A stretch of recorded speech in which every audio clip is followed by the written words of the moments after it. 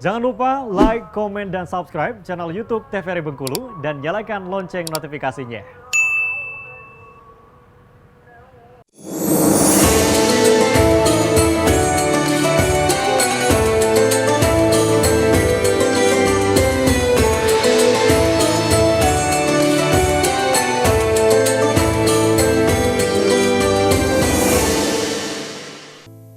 Iya, alhamdulillah pemirsa, tetap bersama kami dalam acara Mutiara Kolbu dan kita lanjutkan kembali untuk mendengarkan tausiah yang akan disampaikan oleh Ustadz Ikhwan Nasution. Tadi kita di batas bahwa keutamaan orang-orang berzikir itu maka Allah akan menurunkan hujan dari langit, gitu Pak Ustadz ya. Silakan dilanjutkan Pak Ustadz. Baik, ada janji Allah dari istighfar itu disebut dalam Quran surat Nuh ayat 10 sampai 12 tadi.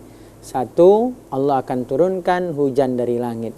Yang kedua, Allah janji wa yumdidkum bi amwalin wa banin. Allah akan berikan, Allah akan limpahkan kepada kalian harta.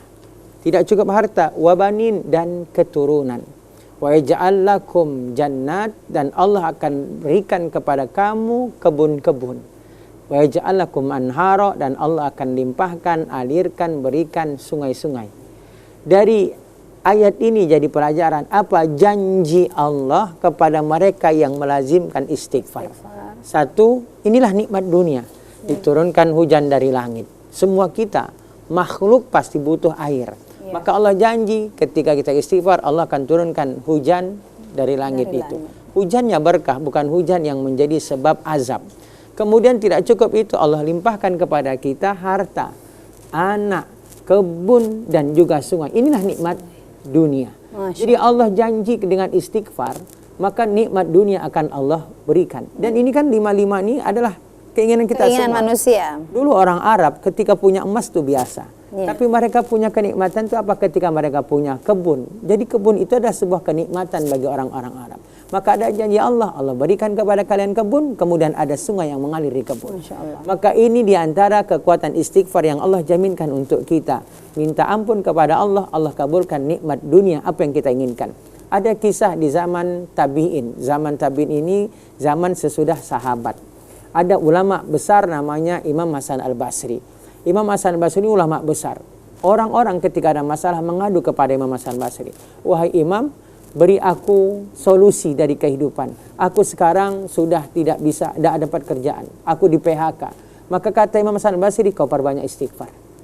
Datang lagi orang, wahai Imam, kebun kami kering, kami tidak ada air. Maka bagaimana cara kami biar bisa mempunyai penghasilan? Kata Imam Hasan Al-Basri, kau perbanyak istighfar. Datang lagi orang, wahai Imam, kami sudah lama menikah tak punya keturunan. Bagaimana biar kami dapat keturunan? Maka kata Imam Hasan Basri, kau perbanyak istighfar. Semua orang mengeluh dengan masalah masing-masing. Tapi satu hanya solusi yang diberikan Imam Hasan Basri apa? Istighfar. Sehingga para murid bertanya, wahai Imam, wahai guru, orang datang dengan masalah berbeda. Tetapi obatnya, resepnya hanya satu, istighfar. Kenapa hanya istighfar? Apa kata Imam Hasan Basri? Aku tidak tahu lagi apa penyelesaian dari setiap masalah kecuali istighfar. Karena ini janji Allah. Maka dibacakanlah tadi Quran surat Nuh ayat 10 sampai 12. Bukankah ini janji Allah? Siapa yang beristighfar, Allah turunkan hujan. Ini nikmat dunia. Allah berikan anak, ini nikmat dunia. Allah berikan harta, ini nikmat dunia. Allah berikan kebun. Apapun keinginan kita, ternyata istighfarlah obatnya. Inilah kata Imam Hasan Al-Basri. Begitu Mbak Rani. Masya Allah, luar biasa kekuatan atau keutamaan dari istighfar itu ya ibu-ibu. Jadi jangan ragu-ragu kita untuk selalu beristighfar dimanapun dan kapanpun ya Pak Ustadz ya.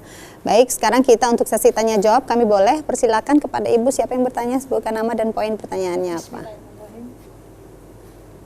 Bismillahirrahmanirrahim. Assalamualaikum warahmatullahi wabarakatuh. Waalaikumsalam warahmatullahi wabarakatuh. Pak Ustadz, yang ingin saya tanyakan Pak Ustadz, pertama masalah istighfar. Apakah ada waktu-waktu tertentu membaca istighfar? Apa cukup dengan astagfirullahaladzim atau ada bacaan lain yang panjang? Karena kebiasaan cuma astagfirullahaladzim. Nah, apa sekedar bacaan astagfirullahaladzim itu sama dengan astagfirullahaladzim yang panjang lagi. Yang kedua Pak Ustadz, kadang-kadang kita waktu sholat Pak Ustadz, setelah sholat tuh kadang-kadang kita apa diwajibkan untuk baca astagfirullahaladzim, subhanallah, Allahu Akbar. Nah, apakah harus bacaan itu baru doa, atau kita kan kadang lupa Pak Ustadz, mau buru-buru Betul. Langsung nggak doa baca langsung gitu doa ya. aja. Gimana Pak Ustadz, apa diterima apa enggak? Assalamualaikum warahmatullahi wabarakatuh. Waalaikumsalam warahmatullahi wabarakatuh. Silakan Pak Ustadz langsung dijawab. Baik, yang pertama, adakah bacaan istighfar terbaik? Adakah waktu istighfar terbaik? Iya. Jadi perintah istighfar tadi umum. Kapan waktunya? Kapanpun. Di mana? Dimanapun. Tapi memang ada waktu istighfar yang terbaik. Yang disebutkan sampai Allah mengatakan dan ceritakan dalam Al-Quran kan, wabil ashari hum yastaghfirun. Dan di waktu sahur mereka beristighfar. Maka waktu istighfar terbaik itulah setiap saat, kapanpun, dimanapun. Tapi ada yang paling baik. Kapan? Di waktu sahur.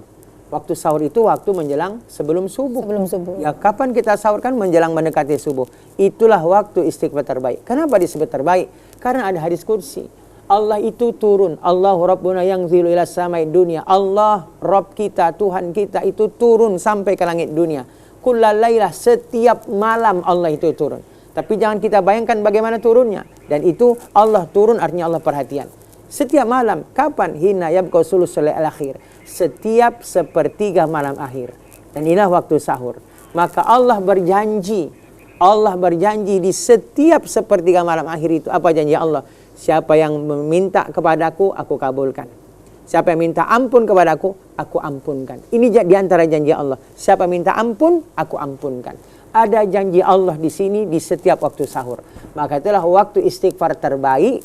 Walaupun semuanya baik, tapi yang paling baik itulah di waktu sahur. Karena ada janji Allah, siapa minta ampun pasti akan aku ampuni.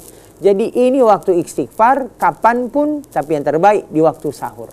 Maka ada hadis kan, siapa yang beristighfar di waktu sahur, dia perbanyak istighfarnya, maka Allah akan mudahkan urusannya. Sebagaimana dalam hadis, man lazima istighfar. Siapa yang melazimkan istighfar, membiasakan istighfar itu jadi zikirnya, wiridnya, bacaannya, maka Allah akan jadikan jalan keluar dari setiap permasalahannya. Allah lapangkan dari kesempitan hidupnya. Dan itu hadis janji Nabi. Maka apa yang kedua? Bacaan istighfar. Istighfar yang pendek bacanya cukup astaghfirullah. Astagfirullah. Astaghfirullah boleh. Mau tambah banyak? Astaghfirullahalazim allazi la ilaha illa wal hayyul qayyum wa atubu ilaih. Jadi astaghfirullah boleh, astaghfirullahalazim boleh, astaghfirullahalazim wa atubu ilaih boleh, astaghfirullahalazim allazi la ilaha illa wal hayyul qayyum wa atubu ilaih. Atau ada ini yang wajib ibu hafal. Pemirsa TVRI Bengkulu, yang wajib dihafal namanya Saidul Istighfar. Said itu artinya penghulu. Istighfar artinya penghulunya istighfar. Atau induknya istighfar. Jadi kalau istighfar pendek boleh astagfirullah, astagfirullah, astagfirullah. Nabi paling sering, kata Ibunda Aisyah radhiyallahu anha, aku sering mendengar Nabi membaca astagfirullah wa atubu ilaih. Astagfirullah wa atubu ilaih. Astagfirullah wa atubu ilaih. Itu kata Ibunda Aisyah, Nabi paling sering baca itu. Tapi ada dalam hadis, ini solusi dari kita ini kan banyak dosa. Tapi cita-cita kan banyak ingin masuk surga. Solusinya ini, maka dihafal. Saidul Istighfar. Kenapa? Karena Saidul Istighfar ini hadisnya, kata Nabi, siapa yang baca Saidul Istighfar di pagi hari, dia baca dengan yakin. Kemudian dia mati di siang harinya. Nabi pastikan fahuwa min ahli jannah. Dia penghuni surga. Masya Allah. Kemudian siapa baca di sore hari? Sekali. Saidul Istighfar, induknya istighfar. Dia baca di sore hari dengan yakin dia baca. Kemudian di malam harinya setelah dia baca itu, dia mati. Sama kata Nabi, huwa min ahlil jannah. Dia penghuni surga. Maka tadi kita sebut ini solusi ketika hari ini kita pasti banyak dosa, tapi cita-cita ingin masuk surga. Solusinya, hafalkan Saidul Istighfar. Bagi yang belum hafal, gampang itu ketik di Google, Ibu. Langsung Bu. Buka Google, ketik Saidul Istighfar. Kemudian dia pasti keluar. Pasti keluar kalau ada kuota. Kalau tidak ada kuota, dia tidak keluar. Maka ketika keluar, screenshot. Boleh ketika pagi baca sekali, nanti sore sekali. Lama-lama dia hafal. Jaminannya surga Ibu. Hanya sekali pagi, hanya sekali sore. Jadi Allahumma anta rabbi, dia agak panjang. Maka disebut Said, penghulunya istighfar. Allahumma anta rabbi la ilaha illa anta khalaqtani wa ana abduka wa ana ala ahdika wa ahdika mastata'tu a'udzubika min syarri ma sana'tu abu laka bi ni'matika alayya wa abu bi dzambi faghfir li fa innahu la yaghfiru dzunuba illa anta. Hafal Ibu? Oh, belum. Nanti caranya screenshot. Maka baca pagi sekali, sore sekali. solusi banyak dosa, ingin masuk surga. Ingin masuk Begitu, surga. Begitu ya, Ibu. Nah, ini Ibu kita jeda dulu, Ibu langsung browsing ya. Nanti penutupan kita baca istighfar bersama-sama. Dan pemirsa tetap bersama kami akan kembali sejenak pariwara berikut ini.